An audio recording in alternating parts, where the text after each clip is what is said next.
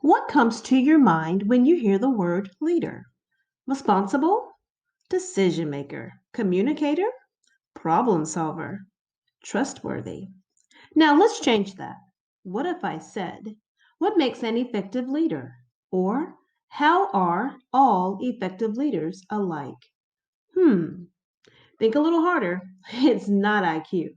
It's not technical skills. I'll put it this way. A person can have all the skills I previously mentioned, but without, you guessed it, emotional intelligence. Well, their job as a leader is only halfway done. But what is emotional intelligence? What does it look like? Would you recognize it if you saw it? Okay, first, let's think like a researcher. Professional author and psychologist Dr. Daniel Goleman studied the brain and behavioral science for many years. In case you didn't know, large companies have actually hired psychologists like him to develop competency models to identify, train, and promote better leaders. Now, in order to create these competency models, psychologists asked senior managers to identify qualities of their most outstanding leaders. As a matter of fact, Dr. Goldman actually analyzed competency models from 188 companies.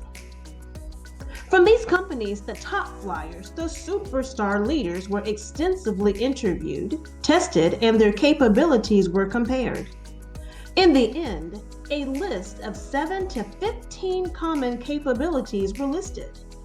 Dr. Goldman was amazed by his discovery. Yes, cognitive skills such as being a visionary and being able to see big pictures was important.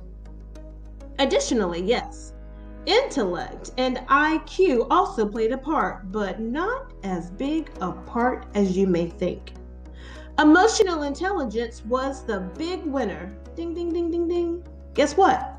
The more successful the leader, the higher the level of their emotional intelligence. Dr. Goleman even went on to say that when he compared top leaders with average leaders in similar positions, 90% of the difference related to emotional intelligence instead of cognitive abilities. I mean, think about it. We've all known someone who was very smart, highly skilled, and promoted to a top leadership position, and then they flopped. On the other hand, we've also known people bright, perhaps well skilled, and they were an absolutely amazing leader. Now, I know what you're thinking. So ask yourself right now, do you have emotional intelligence? If you say you do, on a scale of 1 to 10, what is your level of emotional intelligence? But wait, if you said you don't, or you don't have enough of it, is it possible that you could learn it? First off, you're actually born with varying levels of emotional intelligence. Research also shows that nurturing from, your parents, grandparents, aunts, uncles, and people like that plays a part too. As people mature and get older, and because of, well, let's just put it this way, things that happen in life, these things also weigh in on your emotional intelligence as well. But even with maturity, some people may still need training to boost their emotional intelligence. And don't waste your money on just any old emotional intelligence training program. To get the training you need, the support must be centered around developing the neurotransmitters of the brain's limbic system. Let me say that again. Neurotransmitters of the brain's limbic system. This is the part of the brain that helps you remember things, tells you how you feel, controls your impulses, and things like that. Research shows that through motivation, practice, feedback, people can break old behavior habits and start brand new ones. So let's wrap this up by talking about the 5 components of emotional intelligence at work. First component, self-awareness. This basically means you know yourself. You understand your strengths, your emotions, your weaknesses, your needs, but at the same time, you also understand these things about other people too. You have goals and values and are perfectly okay with constructive criticism. As a matter of fact, you welcome it and are comfortable talking about growing as a leader. Not only this, but you're also confident in your abilities and don't mind taking risks or wanting a challenge. Second component, self-regulation. Self-regulators get in their feelings like everyone else, but they do a great job regulating or managing them. They even make others around them comfortable because they are able to create an organizational environment that is fair, full of trust, productive, and calm-tempered.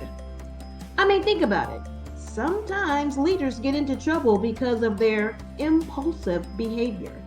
Being able to reflect on your thoughts, maintaining your cool, and considering how others might feel is a good way to manage your emotions. Third component, motivation.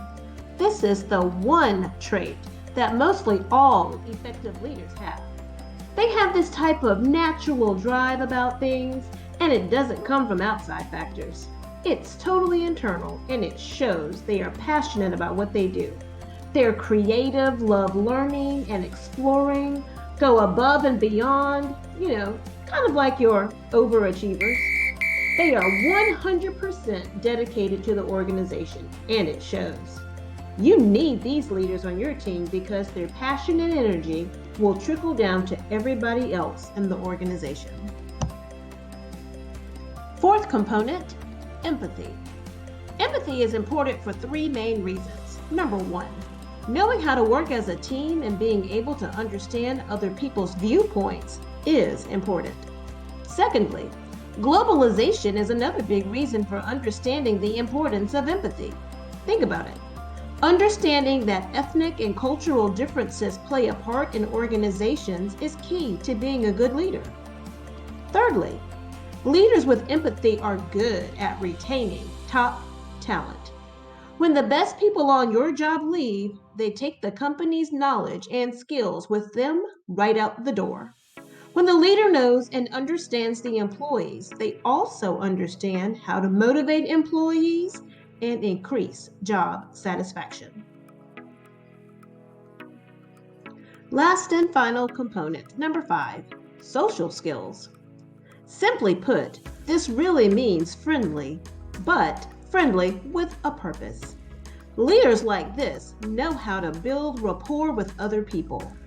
They're kind of like your organizational social butterfly. Socially skilled leaders build relationships with everybody and understand very well that no leader can do it all by themselves. Better yet, as Dr. Goleman said, leaders with social skills simply know how to put their emotional intelligence to work. So, to sum it all up, think of the best recipe you ever had for something good and tasty. Well, that's how organizations are. Yes, give me a little IQ over here, a little technical skills over there, financial this, creativity that. Don't forget to top it all off with a heaping scoop of emotional intelligence. This will not only benefit the leader, but the overall organization as a whole. Blessings to you all, and thanks for watching.